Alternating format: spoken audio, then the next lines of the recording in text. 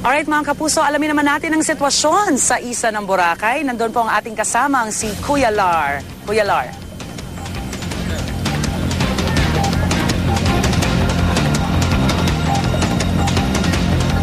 Rhea, hindi pa man holiday pero dagsana ang mga turista mapadayuhan man o local tourist dito sa Boracay.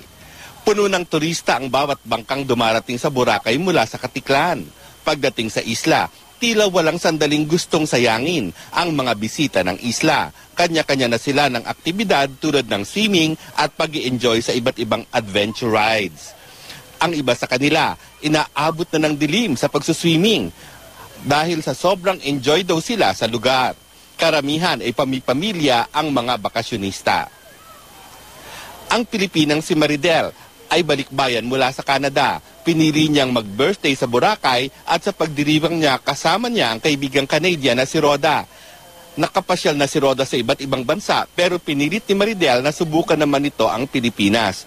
At nagustuhan naman ni Roda. Sobrang ito raw ang pinaka na-enjoy niyang bakasyon sa lahat ng lugar na napuntahan niya.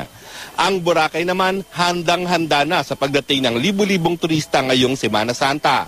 May kanya-kanya na ring gimmick ang iba't ibang lugar, katulad ng La Carmela de Boracay na gabi-gabi ay nagdadaos ng isang cultural show sa harap ng hotel. Tampok dito ang mga katutubong sayaw, mga sayaw Pilipinong gustong-gustong panoorin ng mga dayuhang turista. Nakapesto na rin ang kung ano-anong panindang souvenir sa gilid ng nilalakarang kalsada ng mga tao. At syempre, hindi nawawala ang itinitindang seafood, mga naglalakihang isda, pusit, lobster at iba pang pagkain mula sa dagat. At sa ngayon, Rhea, ngayong umaga, bago pa man sumikat ang araw, talagang may mga tao nang nandito sa beach at ngayon ay padami na ng padami ang mga tao, hindi lang sa dalampasigan kundi pati sa dagat dahil nagsimula na silang mag-swimming. Mamaya sa pagtaas ng araw, tsak na darami pa rin ang mga magsasunbathing naman, lalo na ang mga dayuhang turista na gustong magpatan. Rhea?